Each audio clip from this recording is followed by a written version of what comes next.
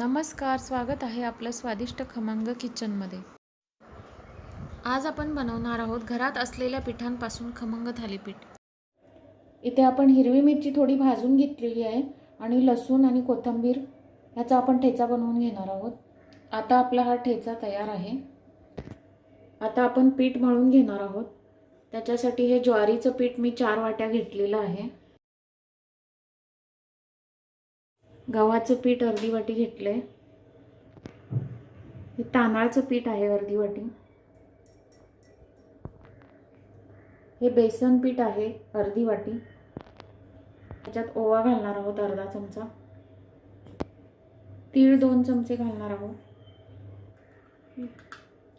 धने पावडर 1 चमचा घालणार आहोत। जीरा पावडर 1 चमचा घालणार आहोत। थोडी हळद घालायची आहे आणि आता हा ठेचा घालणार आहोत बनवून घेतलेला आणि थोडं मीठ घालणार आहोत चवीप्रमाणे। आता हे व्यवस्थित मिक्स करून थोडं थोडं पाणी घालून मळून घ्यायचं आहे। ह्याच्यात तुम्ही कांदा खिसून किंवा बारीक चिरून पण घालू शकता।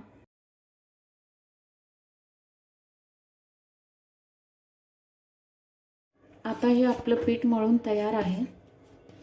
हे बघा असं व्यवस्थित जास्त पातळ नाही किंवा जास्त घट्ट नाही करायचं असं। आणि आता आपण ह्याला भांड्यात काढून घेऊया। ह्याला 15-20 मिनिटं असंच ठेवायचं, नंतर आपण धपाटी करून घेऊया।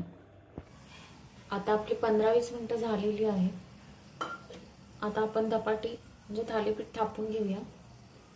आता आपण इथे एक कपडा घेतलेला आहे स्वच्छ कॉटनचा। मी ह्याच्यावर पहिला धपाटी केल्यामुळे हा असा दिसत आहे। ओला करून घ्यायचा आहे कपडा। असा एक आपण गोळा घेणार आहोत एवढा आणि कपड्याला पण थोडंसं असं पाणी लावायचं आहे आणि त्याच्यावर असं हाताने थापून घ्यायचं आहे। पाणी लावून लावून थापायचं आहे म्हणजे व्यवस्थित येतं।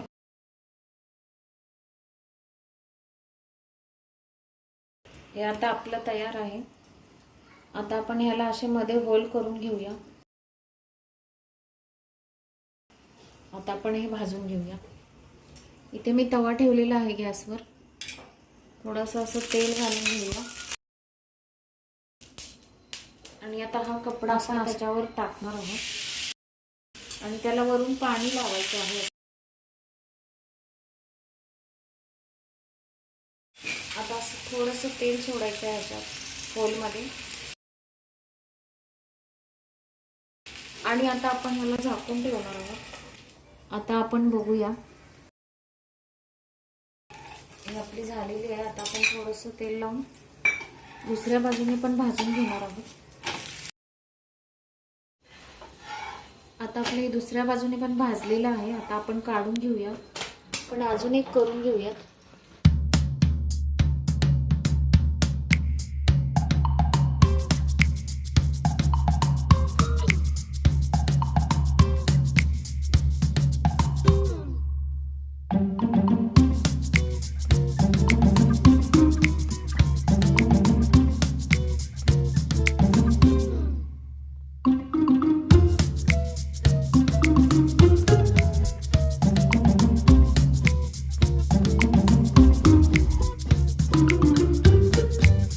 आपलं आता रेडी आहे।